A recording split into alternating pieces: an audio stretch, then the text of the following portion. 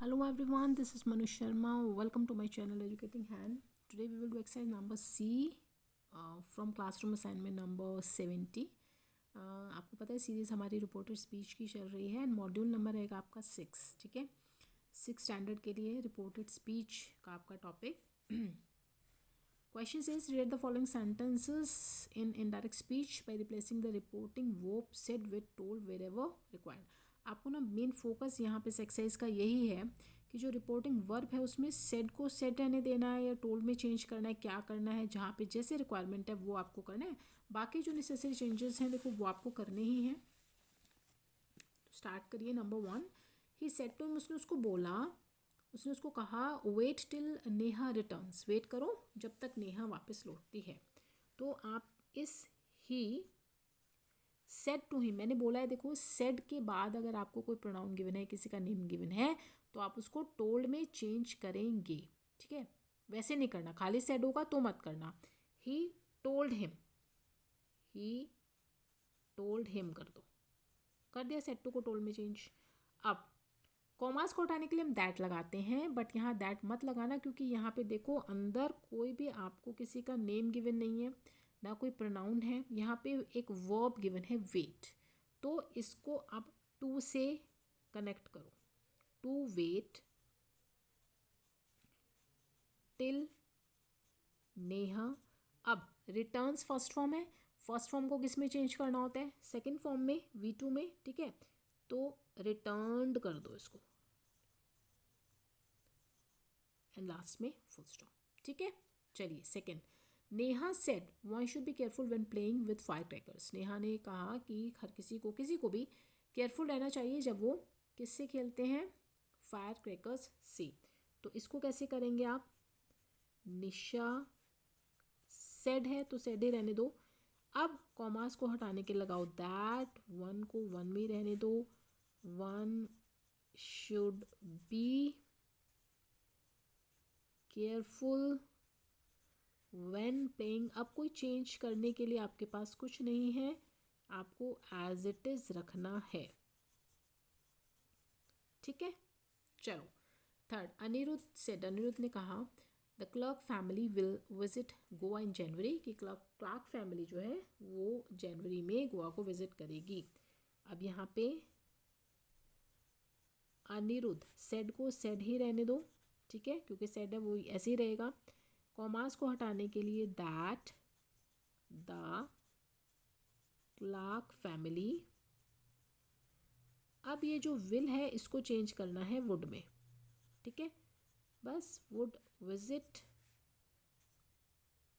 Goa in January, full stop.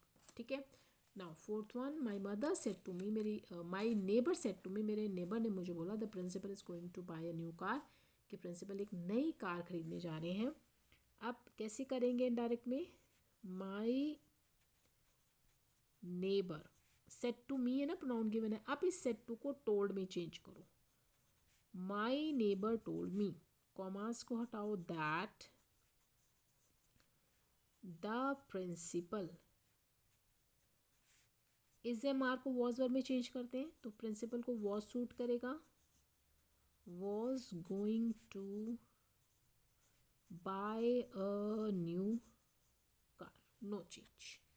ठीक है, now next. He said to mom, उसने mom को कहा करण has taken the pen, Karan ने पेन लिया है. अब उसने मॉम को कहा है ना, ही सेड टू मॉम है आगे, तो इसको टोल्ड में चेंज करो. ही टोल्ड मॉम, कॉमास को हटाओ दैट करण, हैज़ को किस में चेंज करते हैं, हैड में, had taken the pen, full stop. Now six, the doctor said to the little boy, doctor ने लड़के को बोला regular brushing of teeth is a healthy habit, कि दांतों को साफ करना एक हेल्दी हैबिट होता है.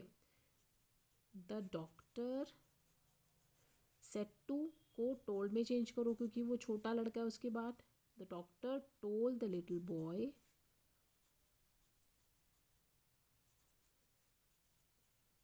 That regular brushing of teeth